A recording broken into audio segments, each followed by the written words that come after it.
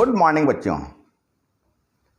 फिर से आ गए अपने YouTube channel N Kumar physics classes में कुछ नए टॉपिक्स के साथ, कुछ नए चीज़ों के साथ। ऐसे ज़्यादा नई चीज़ नहीं है। जो चीज़ मैं पहले पढ़ा रहा था, मैं तुम्हें रिफ्रैक्शन का फॉर्मूला बता रहा था, mu two upon v minus mu one upon u is equal to mu two minus mu one upon are.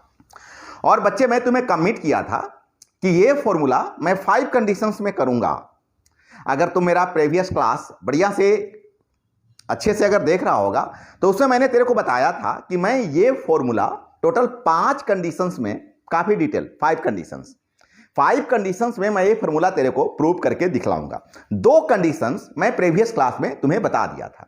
Previous class में जब मैं तुम्हें ये फॉर्मूला बताया था तो मैंने बताया कि उस फॉर्मूले में हमारे कुछ आइडेंटिटी आ रहे थे, mu two upon v minus mu one upon u is equal to mu two minus mu one upon R. अगर मैं सरफेस ले रहा था तो सरफेस के एक ओर का इंडेक्स म्यू वन हुआ करता था, दूसरे ओर का इंडेक्स म्यू टू हुआ करता था। अगर हम डिस्टेंस ऑफ ऑब्जेक्ट की बात करते थे तो यू होता था, डिस्टेंस ऑफ इमेज की बात करते थे तो भी होता था, और रेडियस ऑफ कर्वेचर की बात करते थे वक्रता त्रिज्या।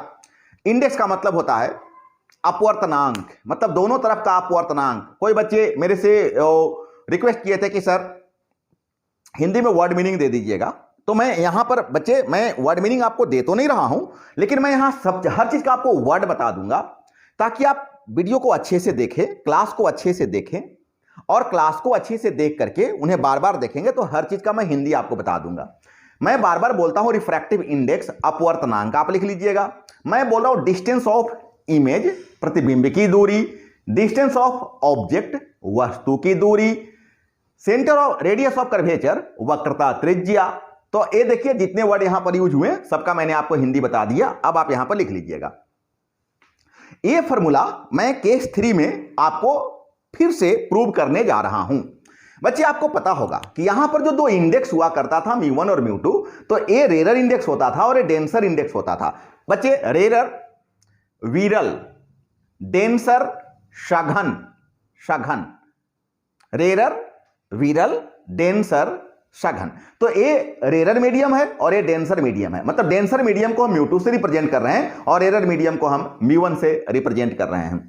तो बच्चे आज का मेरा जो 3rd कंडीशन आ रहा है बहुत ही अच्छा कंडीशन है। ये थोड़ा डिफरेंट है, आप थोड़े इस पर ज्यादा अलर्ट होकर के देखिएगा।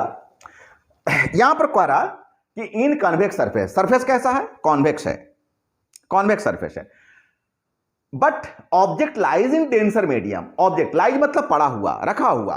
तो ऑब्जेक्ट कहां रखा हुआ है? डेंसर मीडियम में रखा हुआ है। अभी तक आपको मैंने जो 2 कंडीशंस बताया था वो दोनों कंडीशंस में जो ऑब्जेक्ट रखा होता था वो रेरर मीडियम में होता था, लेकिन आज जो ऑब्जेक्ट है वो डेंसर मीडियम में है। मैंने कॉन्वेक्स सरफेस ले लिया, कॉन्वेक्स सरफेस में मैंने प्रिंसिपल एक्सिस डाल लिया, ये सेंटर से होकर गुजर रहा है। अब देखिए इधर का मीडिया मैंने म्यू टू ले लिया और देखिए मैं लिख दिया हूं ये डेंसर है। ये जो म्यू टू मीडिया है वो डेंसर है और इधर का मीडिया म्यू वन है। इसका मतलब है कि ऑब्जेक्ट जहां रखा हुआ है वो डेंसर मीडिया में है और रिफ्रैक्ट होकर जहां पर जा रहा है, इमेज जहां बन रहा है वो रेरर मीडिया में बन रहा है।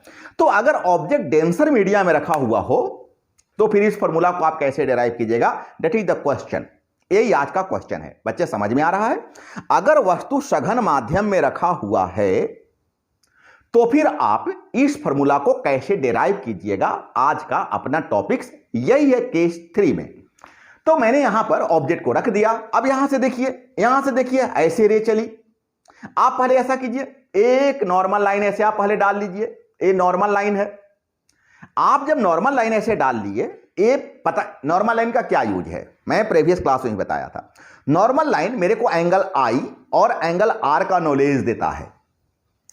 इंसिडेंट आपतित किरण और अभिलंब नॉर्मल लाइन, इनके बीच का जो एंगल होता है इसको मैं आई कहता हूं। अगर आप नॉर्मल लाइन नहीं दोगे तो आपको एंगल आई का नॉलेज नहीं होगा, जो बहुत इंपॉर्टेंट है। फिर आपको ये देखिए ये नॉर्मल लाइन है और ये देखिए ऐसे रिफ्रैक्शन हो रहा है, यहां से ऐसे रिफ्रैक्ट कर गया है ना। रेरर मीडिया कहां गया है? रेरर मीडिया में गया है। और डेंसर टू रेरर जाता है तो नॉर्मल लाइन से दूर भागता है। आप कंडीशंस पढ़े हो ना, when ray travels from denser to rarer, now it's away from the normal line, that's a rule, ये नियम है। तो ये अगर नॉर्मल लाइन से दूर भाग रहा है तो यहां से देखो ऐसे गया और यहां पर इमेज बनाया। अब ये देखो एंगल आर, अब अगर तुम नॉर्मल लाइन नहीं डालोगे तो तुम्हें इस एंगल आर का नॉलेज नहीं होगा, क्योंकि मैं बार बार बोल रहा हूं नॉर्मल लाइन मेरे को एंगल आई और एंगल आर के पोजीशंस को बताता है, उनके कंडीशंस को बताता है, उस एंगल कहां बन रहा है उसके बारे में बताता है। बच्चे ये देखो नॉर्मल लाइन है और ये रिफ्रैक्टेड रे है, तो इनके बीच का जो एंगल हो गया इसी को हम बोलेंगे एंगल ऑफ रिफ्रैक्शन, अपवर्तन का कोण। मेरी बात समझ में आ रही है? चलो अब बच्चे मैं हर बार लिखता हूं क्या, अब देखो ऑब्जेक्ट के साथ एंगल क्या बनेगा अल्फा, इमेज के साथ क्या बनेगा बीटा, और सेंटर के साथ क्या बनेगा, सेंटर के साथ क्या बनेगा गामा बनेगा। तो ए मैंने दे दिया। अब यहां पर मैंने एक परपेंडिकुलर ड्रॉ कर लिया, ऐसे तुम फिर यहीं पर लिख देना कि P is double similar to M। ऐसे लिख देने से तुम्हें क्या फायदा होता है कि तुम्हें एम लेकर चलने की जरूरत नहीं होती है, और तुम्हें कोई कहेगा भी नहीं कि तुम एक कर्व ले लिए हो तो फिर एक्चुअली कर्व लेने का सेंस होता है कि अपर्चर अगर स्मॉल हो, एपर्चर अगर स्मॉल हो तो स्मॉल एपर्चर के लिए ये दोनों पॉइंट अलग अलग इतने अलग नहीं होते हैं, इतने ये सब नैनो माइक्रो में डिफरेंस होता है, नैनो माइक्रो में डिफरेंस होता है। तो इसको हम लोग कैलकुलेशन में कंसीडर कर लेते हैं कि चलो they are just similar to each other, they are just at a single point. तो फिर हम लोग पी और एम को अलग अलग मेरे को मेंशन करने की जरूरत नहीं होती है, तो एक वर्ड लिख देना चाहिए कि P double similar to M, ये लिख देने से फायदा होता है।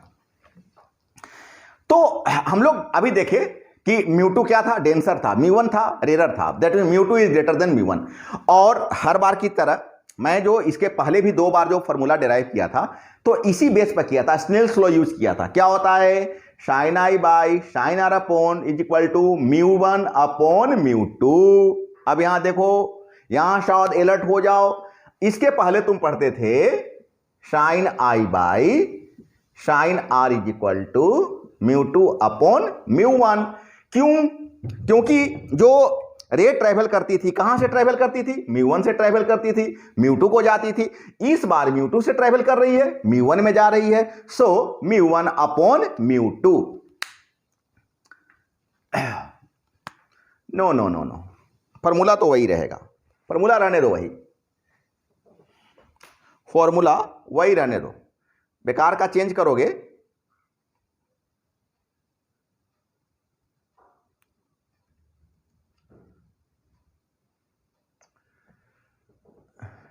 नो, चेंज करो, चेंज करना पड़ेगा। चेंज इसलिए करना पड़ेगा कि ऑब्जेक्ट यहां रखा हुआ और ये म्यू2 है और यहां म्यू1 है, ऐसे गया और इसमें ऐसे गया, यस, तो इसमें आया है म्यू1 में, तो हाँ चेंज करना पड़ेगा, तो म्यू1 अपॉन म्यू2। बट अगर एंगल आई और एंगल आर वेरी स्मॉल हो तो तुम क्या कहोगे, तब कहोगे तुम I by R is equal to mu one upon mu two. ओ यहां मिस्टेक हो गया है,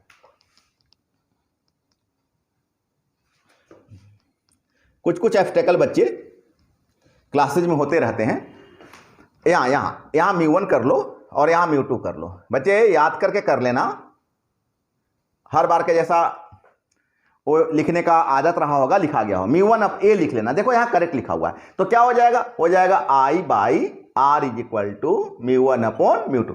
अब मेरे को आई और आर का वैल्यू चाहिए, आई और आर का वैल्यू चाहिए। अब तुम अच्छे से देखो आई कहां मिलेंगे, देखो आई मिलेंगे इस ट्रायंगल में, मिलेंगे ना, ए ओ सी, कहां मिलेंगे, इन ट्रायंगल ए ओ सी। क्या मिल जाएंगे, alpha plus I is equal to gamma. दिखाई दे रहा है ना, अच्छे से देखना, अच्छे से देखो, ए देखो काट के बाहर निकाल देते हैं, तुम्हें देखने में सुविधा होगी। ये अल्फा है, ये आई है, ये गामा है, तो ए एक्सटीरियर एंगल हो गया, इन दोनों के सम के बराबर हो जाएगा, तो gamma is equal to alpha plus I, I is equal to gamma minus alpha.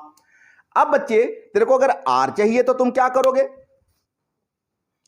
Are चाहिए तो क्या करोगे,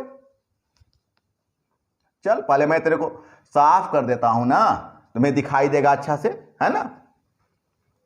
अब देखो तो आर कहां मिलेगा, इस ट्रायंगल में मिलेगा ना, इस ट्रायंगल में। अगर यहां से मैं काट के तुमको दिखाने के लिए, ए देखो बाहर जा रहा है, यहां से इसको ऐसे ले लो, ए क्या है, गामा है, नहीं सॉरी आर है, आर है, ए क्या है, गामा है, ए क्या है, बीटा है, एक्सटीरियर आर हो गया, so R is equal to gamma plus beta. इसके पहले मैं आई बताया था, अभी मैंने आर बता दिया। ये दोनों का ही तो मेन यूज है। अब आई और आर जब मेरा दोनों निकल गया, देख I is equal to gamma minus alpha, R is equal to gamma plus beta. इन दोनों को अगर हम लोग पुट कर देते इक्वेशन 1 में, तो gamma minus alpha upon gamma plus beta is equal to μ1 by μ2। और इसके पहले का क्लास बच्चे अगर तुम किए होगे तो यहां के बाद तो फिर मेरा बताने का ज्यादा सेंस है नहीं।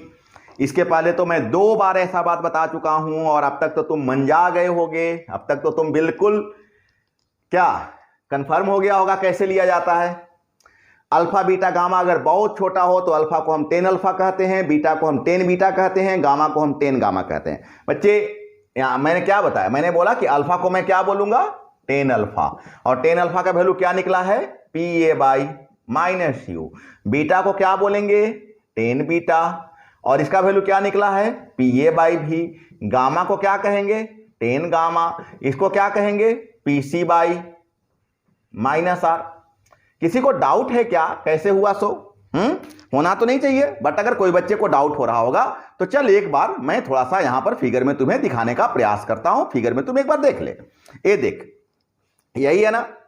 अब यहां से तुम 10 अल्फा लेकर चलोगे तो क्या होता है इस ट्रायंगल में ए तो हो गया पी ए, और यहां से यहां के डिस्टेंस को हम u कहते हैं, यहां से यहां के डिस्टेंस को हम r कहते हैं, यहां से यहां के डिस्टेंस को हम v कहते हैं। ए इधर से रे चल रही है तो इधर क्या हो जाएगा माइनस हो जाएगा, इसका मतलब u भी माइनस हो गया और r भी माइनस हो गया। देख u को भी हम माइनस लिए हैं और r को भी हम माइनस लिए हैं, और इधर को जाओगे तो v क्या हो जाएगा प्लस हो जाएगा। मैं बताया ना जिधर ऑब्जेक्ट रखा हुआ मतलब ऑब्जेक्ट से चलेगा, यहां से मेंशन होता तो ऑब्जेक्ट के डायरेक्शन में जाओगे, अपोजिट डायरेक्शन में जा रहे हो ना।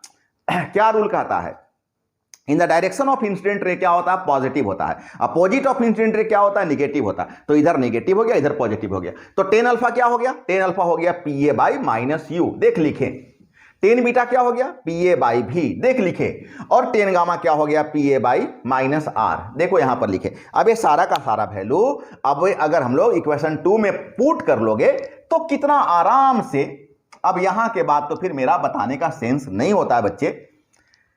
थोड़े से भी जो अच्छे बच्चे होंगे जो क्लासेस को सिंसियरली कर रहे होंगे उनको तो यहां के बाद एकदम ही लॉलीपॉप लग रहा होगा, यहां के बाद तो उन्हें कोई प्रॉब्लम्स नहीं हो रही होगी।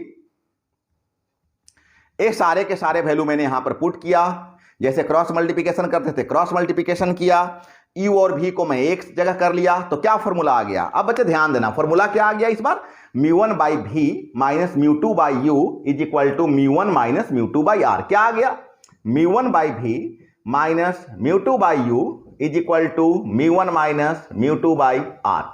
बच्चे पहले क्या आता था, पहले आता था μ2 by v minus μ1 by u is equal to μ2 minus μ1 by r। ऐसा कब होता था जब रेयर टू डेंसर चलता था रे, ऐसा कब आया जब डेंसर टू रेयर चल रहा है रे। तो बच्चे ऐसे क्लासिफाई करके अगर आप पढ़ाई करते हो आपको बहुत सुविधा होगा, बहुत अच्छा होगा। हर एक वर्ड को, टीचर के हर एक वर्ड को आप कॉन्सेंट्रेट होकर सुनने का प्रयास करो। आप अगर ऐसा सोचोगे कि मैं घर में हूं, मैं ऑनलाइन क्लास कर रहा हूं, इसका जो इंपॉर्टेंसी है कम है, तो आप बेवकूफ हो। जब हम लोग ऑफलाइन क्लास लेते हैं तो वहां पर टीचर केयरलेस होता है, वो तो जानता है ना कि बच्चे को कोई भी डाउट हुआ तो तुरंत ही वहां से पूछेगा सर ऐसा कैसे हुआ। लेकिन जब हम लोग ऑनलाइन क्लास लेते हैं तो बहुत ज्यादा केयरफुल होते हैं। मेरा यह प्रयास होता है कि तुम्हारा जो भी क्वेश्चन हो सकता है वो सारे क्वेश्चन को मैं तुमसे पूछे बगैर उसका आंसर देते चले। ये अपना एक थॉट होता है, अपना एक ऐसा उद्देश्य होता है। तो बच्चे यहां पर जो रेट ऑफ एक्सप्लेनेशन है बहुत ज़्यादा हो जाता है, बहुत ज़्यादा हो जाता है। तो उम्मीद करते हैं कि इतने एक्सप्लेनेशन के बाद तुमको प्रॉब्लम। और यहां पर फिर मैंने क्या किया, फिर मैंने किया कि अगर फर्स्ट मीडिया इसका μ1 अगर एयर हो तो 1 हो जाएगा, μ2 म्यू हो जाएगा, तो फॉर्मूला बन जाएगा 1 by v minus mu by you is equal to 1 minus mu by R. तो बच्चे उम्मीद करते हैं कि ये पूरा का पूरा जो केस सी है, मतलब जो थर्ड कंडीशन है, वो तुम्हारा पूरी तरह से क्लियर हो गया होगा। फिर भी अगर कोई तुम्हें कोई प्रॉब्लम्स होगा, बाय द वे अगर कोई प्रॉब्लम्स हो जाए, होना नहीं चाहिए, बिल्कुल नहीं होना चाहिए, लेकिन अगर बाय द वे कोई प्रॉब्लम्स हो जाएगा तो पूछने में नहीं झिझकना। चलो अब तेजी से हम केस 4 और केस 5 अब यहां से हम तेजी से तुम्हारा निकालने का प्रयास करेंगे। देखो केस 4 क्या बोलता है कि आप अभी तक कॉन्वेक्स में चल रहे थे ना, अब आप कॉनकेव में चलिए। तो चलो कॉनकेव में चलते हैं। मैंने कॉनकेव सरफेस ले लिया, कॉनकेव सरफेस ले लिया, इधर μ1 है, इधर μ2 है, ए रेरर मीडिया हो गया, ए डेंसर मीडिया हो गया, ए डेंसर मीडिया हो गया, ए रेरर मीडिया हो गया, ऑब्जेक्ट रखा हुआ है। सबसे पहले तुम, चूंकि ये कॉनकेव है तो इसका सेंटर भी इधर होगा, कॉनकेव का सेंटर इधर होता, तो पहले तुम एक नॉर्मल लाइन डाल लो। अब ये ऑब्जेक्ट है, ऑब्जेक्ट से रे ऐसे चला, ऐसे रे चला, यहां पर आया। अब चूंकि रेरर टू डेंसर जा रहा है तो बच्चे अगर रेरर टू डेंसर जाएगा तो क्या हो जाएगा, नॉर्मल लाइन की ओर टर्न करेगा। ये नॉर्मल लाइन की ओर टर्न कर गया और इसी को हम पीछे कंसीडर किए तो यहां पर इमेज आई यहां पर बना, मतलब बनता हुआ प्रतीत हुआ यहां पर आई। सो मेरी बात समझ में आ रही है बच्चे? अब देखो ए एंगल पूरा कितना हो जाएगा, ए एंगल हो जाएगा पूरा का पूरा आई। ए एंगल कितना हो जाएगा, ए एंगल हो जाएगा आर, होगा ना बच्चे? एंगल आई और आर पर ध्यान देना। ये देखो नॉर्मल लाइन है, तो नॉर्मल लाइन और इंसिडेंट रे इसके बीच का एंगल हो गया आई। ये देखो नॉर्मल लाइन और ये रिफ्रैक्टेड रे, रिफ्रैक्शन के बाद इधर वापस आ गया, तो ए बन गया आर। उम्मीद करें सारा बात समझ में आ रहा है। इस डिस्टेंस को हम यू बोलते हैं, इस डिस्टेंस को हम भी बोलते हैं, इस डिस्टेंस को हम आर बोलते हैं। इधर निगेटिव हो जाएगा, मतलब सारा का सारा यू भी आर इसका निगेटिव हो जाएगा, इधर तो कुछ है ही नहीं, तो सारा का सारा इसका निगेटिव हो जाएगा। बाकी तुम जैसे चलते हो। अच्छा देखो, ऑब्जेक्ट के साथ अल्फा लेना, इमेज के साथ ऑलवेज बीटा लेना और सेंटर के साथ ऑलवेज गामा लेना। यहां से एक परपेंडिकुलर ड्रॉ कर लेना। हालांकि तुम यहां पर लिख देना कि P is double similar to M, ऐसा लिख देने से फिर तुम्हें M लेने का जरूरत नहीं है, फिर उस पर तुम डायरेक्ट केवल P लेकर चलोगे, तुम्हारा काम हो जाएगा। तो बच्चे अब हम सीधे कैलकुलेशन में आगे की ओर बढ़ते हैं। ये जहां जहां चीजें लिखी हुई रहती है या जहां पर भी ऐसा साइन बनाया हुआ रहता है, तुम अपने कॉपी में बना लिया करना, है ना। मैं अगर नहीं मिटाऊंगा तो तुम्हें फिर वहां पर ब्लैक साइट आ जाएगा और जो तुम्हें फिर आगे देखने में दिक्कत होगा, इसलिए मेरे को मिटाना पड़ता है। अब बाकी सभी चीजें रटी रटाई। μ2 is greater than μ1, Snell's law sin I by sin R equal to μ2 upon μ1। Yes μ2 upon μ1, क्योंकि μ1 से जा रहा है μ2 में जा रहा है, μ1 से जा रहा है μ2 में जा रहा है, तो दो मीडिया के लिए μ2 upon μ1। I और R का मान अगर बहुत छोटा है तो sin I हो जाएगा, sin R हो जाएगा, that means I by R is equal to μ2 by μ1। अब देखो, अब फिर से एक बार फिगर में आ जाओ। ऐसे तो तुम इन सभी चीजों को देख सकते हो, लेकिन फिर भी मैं एक बार, मेरा जो रोल होता है मैं दिखाता हूं। अगर इस ट्रायंगल में आ जाओ OAC, मैं काट के अगर बाहर निकाल दो बच्चे, अय्या, ए हो गया I, ए हो गया अल्फा, ए हो गया गामा, तो I plus alpha is equal to gamma, I is equal to gamma minus alpha. अगर R की बात करो तो इसमें आ जाओ AIC, AIC क्या हो गया, R plus beta is equal to gamma, R is equal to gamma minus beta. अब ये दोनों वैल्यू को पुट कर दो तो क्या हो जाएगा, gamma minus alpha, gamma minus beta is equal to μ2 by μ1, और आ जाएंगे इक्वेशन 2 में। अब यहां से मेरे को अल्फा बीटा गामा चाहिए। अब बोल अल्फा क्या हो जाएगा, तो अल्फा हो जाएगा PA by minus U, beta क्या हो जाएगा PA बाई माइनस भी, और गामा क्या हो जाएगा PA बाई माइनस आर। अब ये सभी चीजें तो तुम्हारी रटी हुई हो जानी चाहिए थी अब तक। फोर्थ कंडीशन होते होते तो टीचर को बताने का जरूरत ही नहीं पड़ता है कि ये सारी चीजें कैसे आ रहा है। ये चीजें तो केस 1 में थोड़े टीचर को ज्यादा मेहनत करना पड़ता है। अब इसके आगे तो मैं केवल अगर कुछ भी नहीं बताऊं तब भी तुम इन सभी चीजों को अपने मन से लिख सकते हो। I is equal to gamma minus alpha, R is equal to gamma minus beta. अब अगर इक्वेशन 1 में इसको पुट कर दिए तो gamma minus alpha upon gamma minus beta, μ2 upon μ1। Alpha beta अगर गामा बहुत ही कम है, अल्फा कितना हो जाएगा PA by minus U, beta PA by minus V, gamma PA by minus R. सारे के सारे वैल्यू को यहां पर पुट कर दो, सारे के सारे वैल्यू को यहां पर पुट कर देते हैं, सोल्व कर देते हैं तो फॉर्मूला आ जाता है। फिर वही फॉर्मूला आ जाएगा म्यू टू बाई भी minus mu one by you is equal to mu two minus mu one by R. फिर आगे कंडीशंस कि अगर म्यू टू को म्यू ले लें और म्यू वन को अगर एयर दैट मीन्स वन, तो फॉर्मूला म्यू बाई भी minus one by you is equal to mu minus one by R. तो बच्चे अपना फोर्थ कंडीशन भी यहां पर आकर के क्लियर हो गया होगा, यहां पर आकर के फिनिश्ड होता है फोर कंडीशन भी। अब हम लोग आते हैं लास्ट कंडीशन, फिफ्थ कंडीशन में। काफी डिटेल, एक फॉर्मूला को 5 तरीके से पढ़ना अपने आप में मायने रखता है, बहुत मायने रखता है। ये सारे चीजें बड़े बड़े सेंटर में हम लोग को देखने का मौका बच्चे मिलता है कि इतने डिटेल से स्टडी हमारे वहां पर होते हैं, जिसका फी वो लाखों रुपए लेते हैं, और यहां तो बहुत कम चीजों में क्या नहीं, कितने देते हो तुम खुद ही सोच लो। चल लास्ट कंडीशंस कॉनकेव में ही आते हैं, लेकिन object line in denser media. Object कहां रखा हुआ है? डेंसर मीडिया में है। ए क्या हो गया? म्यू टू हो गया। रेयर क्या हो गया? म्यू वन हो गया। ऑब्जेक्ट देखो यहां रखा हुआ है, यहां रखा हुआ रे ऐसे चली, यहां देखो ए सी है। एक पहले नॉर्मल लाइन डाल लो, एक नॉर्मल लाइन डाल लो। नॉर्मल लाइन डालने से तुमको आई और आर का पता चलेगा। यहां ऐसे गया, ये नॉर्मल लाइन है, एंगल कितना बन गया? आई बन गया। अब कहां से कहां जा रहा है? डेंसर टू रेयर जा रहा है, और डेंसर टू रेयर जाता है तो क्या होता है? नॉर्मल लाइन से दूर भागता है। ये देखो नॉर्मल लाइन है, ये नॉर्मल लाइन की ओर नहीं आया, ये नॉर्मल लाइन से क्या हो गया? दूर भागा। इसको पीछे बढ़ाए तो यहां पर इमेज बना, ये देखो यहां इमेज बन रहा है। ये एंगल क्या हो गया? ये एंगल आई हो गया। ए क्या है? म्यू टू है। यहां क्या लिखा हुआ है? डेंसर लिखा हुआ है। ए क्या लिखा हुआ है? रेयर लिखा हुआ है। ए म्यू वन है। यहां पर देखो ऑब्जेक्ट है, मतलब अल्फा, अल्फा, अल्फा। यहां पर देखो बीटा है, यहां पर देखो ए गामा है, गामा, गामा। ए एम है, ए पी है, लिख देना P double similar to M. A angle I है, ए एंगल आर है। तो उम्मीद करते हैं कि सारा का सारा जो वर्ड है वो तुमको अब क्लियर हो गया होगा। ए जो डिस्टेंस है इसको यू ले लेना, ए जो डिस्टेंस है इसको भी ले लेना, और इस डिस्टेंस को तुम क्या लोगे? आर लोगे।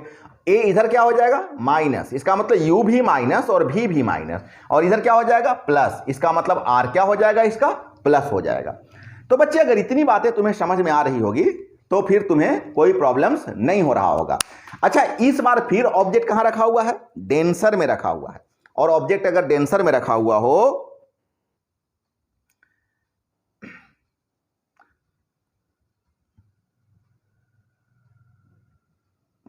ऑब्जेक्ट अगर डेंसर में रखा हुआ हो बच्चे, तो तुम फॉर्मूला पढ़े हो ना स्नेल्स में, sine I by sine R is equal to क्या हो जाएगा? Mu two by mu one नहीं होगा, क्या हो जाएगा? Mu one by mu two. इसका मतलब I by R is equal to क्या हो जाएगा? Mu one by mu two. अब तुम्हें आई चाहिए। अब तुम जरा गौर कर, आई तुमको कहां मिलेगा? ए पूरे में मिलेगा, ए पूरे में। इसका मतलब तुम कहोगे alpha plus gamma is equal to I. नहीं, ए बढ़िया देख, ए पूरा ट्रायंगल है ना, ए पूरे ट्रायंगल में ए देख एक्सटीरियर एंगल है। नो नो नो नो, आई तो इसके साथ, हाँ ठीक है, यस यस सही। ए ओ सी, किसमें? A O C. I is equal to alpha plus gamma. अब देख आर के लिए तुम इसी में आ जा, इसी में आ जा। आर के लिए यहां देखो, मैं काट के बाहर निकाल दूं। ए देखो आर है, ए देखो बीटा है, और ये देखो गामा है। इसका मतलब आर इज इक्वल टू हो गया बीटा प्लस गामा। बच्चे तुमको आई भी मिल गया, आर भी मिल गया, वैल्यू यहां पुट कर दो। वैल्यू पुट करोगे, आई के बदले क्या पुट कर दोगे? तो गामा प्लस अल्फा। इसके बदले क्या पुट करोगे? तो gamma plus beta is equal to mu one upon mu two. अब बच्चे ध्यान दो, गामा के बदले क्या पुट करोगे? तो P A by R. Alpha के बदले minus P A by u, P A by R minus P A by, minus इसलिए हो रहा है क्योंकि यहां प्लस है और ए यू माइनस में हो जाएगा। मेरी बात समझ में आ रही है ना बच्चे? तो यहां हो गया μ1 बाई μ2, μ1 बाय, अब पी ए कैंसिल करो। ये बाकी के आगे के कैलकुलेशन मेरे को बताने का जरूरत नहीं है, आगे के कैलकुलेशन बच्चे। और बच्चे जब आप नोट करने का आपको होता है तो आप पॉज करके, वीडियो को पॉज करके, क्लास को पॉज करके आप अच्छे से नोट्स, सारे सिंबल, सारे चीजें जो मैं आपको यहां पर बताता हूं, यहां से आपको लिखने का जरूरत होता है। थोड़े बच्चे क्लास घर में जब आप करते हो तो एक्टिव रहना, हाँ, नॉन एक्टिव बच्चे को दिक्कत होती है, एक्टिव बच्चे को कोई प्रॉब्लम्स नहीं होता है। अब देखो ये सारे के सारे value sine I by sine R μ1 by μ2, I और आर बहुत छोटा है तो I by R is equal to μ1 by μ2। अब दो ट्राइंगल में लिए alpha plus gamma, gamma plus beta, अब gamma plus alpha, gamma plus beta, μ1। अब सारे वैल्यू देखो, अल्फा कितना, P A by minus U, P A by minus V, P A by R, ये सारे वैल्यू को मैंने लिखा और सोल्व किया तो फॉर्मूला क्या आ गया, μ1 बाई भी minus μ1 by U, μ2 by you is equal to क्या आ गया, μ1 बाई भी minus μ2 by you is equal to μ1 minus μ2 by R. बच्चे एकदम एक्टिव रहने का जरूरत है। जैसे ही ऑब्जेक्ट डेंसर में गया ये वर्ड पलट जाता है। मैं बताया ना, ये पहले फॉर्मूला क्या होता था, μ2 by V μ1 by U, μ2 minus μ1 by R. लेकिन ये फॉर्मूला कब होता है, जब रेरर टू डेंसर जाता है। लेकिन ये फॉर्मूला कब आ जाता है, जब डेंसर टू रेरर जाता है। तो बच्चे आप देखो यहां चेंज कर गया, ये μ2 बाई भी है, यहां μ1 बाई यू भी हो गया, तो वो चेंज कर जाता है। चेंज तो शुरू में ही कर गया ना। नॉर्मली क्या होता है, I by R is equal to μ2 by μ1, ऐसा कब होता है, जब रेरर टू डेंसर जाता है। लेकिन जब आई बाई आर μ1 बाई μ2 हो जा रहा है, कब जब होता है, डेंसर। तो जब यही चेंज कर गया तो तय बात है कि वहां भी वैल्यू चेंज करेगा, है ना। तो उम्मीद करते हैं कि अब यहां के बाद आप लोग को ये 5 फॉर्मूला में कोई दिक्कत नहीं होता होगा। आप चाहे ऑब्जेक्ट को हम रेरर में रखें या हम डेंसर में रखें, आप बिल्कुल एक्सपर्ट हो गए होंगे। आप डिराइव करने में आपको कोई प्रॉब्लम्स नहीं हो रही होगी। तो बच्चे 5 का 5 कंडीशंस जो है आप अच्छा से कीजिए, खूब बढ़िया से पढ़िए, पूरे अच्छे से नोट्स बनाइए। नहीं, पूरे हर एक कंडीशंस को आप 2 बार 4 बार घर में प्रैक्टिस कीजिए, क्योंकि सेकेंड टर्मिनल होगा, एनी हाउ होगा। कुछ दिनों की बात है, क्लास ऑफलाइन स्टार्ट होगी, श्योर होगी। और आपको पता है ना कि सेकेंड सेमेस्टर का जो एग्जामिनेशन होगा उसमें लॉन्ग क्वेश्चन आएंगे, और एक क्वेश्चन जरूर आएंगे, आने वाले क्वेश्चन है। तो बार बार लिखकर आप प्रैक्टिस कीजिए, प्रैक्टिस करते चलिए, कंसेप्ट भी खुलेगा। और घर में अभी आपके पास प्रैक्टिस करने का मोर देन एनफ टाइम है, तो आप अच्छा से प्रैक्टिस भी कीजिए। तो चलिए अब हम लोग अगले क्लास में अभी जो फॉर्मूला डेराइव किए हैं, इस डेराइव्ड फॉर्मूला पर डिपेंडेंट कुछ क्वेश्चन लेकर के, कुछ न्यूमेरिकल्स लेकर के हम अगले क्लास में आएंगे। तब तक आप खूब अच्छा से पढ़ाई कीजिए, और कोई दिक्कत होता है तो आप जैसे कमेंट्स करके या मेरे से फ़ोन करके या व्हाट्सएप पर अगर आप अपने राय देते हैं तो मेरे को बहुत अच्छा लगता है। क्लास कैसा लगा इसके बारे में ज़रूर बताते चलिएगा। तो चलिए अगले क्लास में फिर आपसे हम मिलते हैं। Okay, bye bye.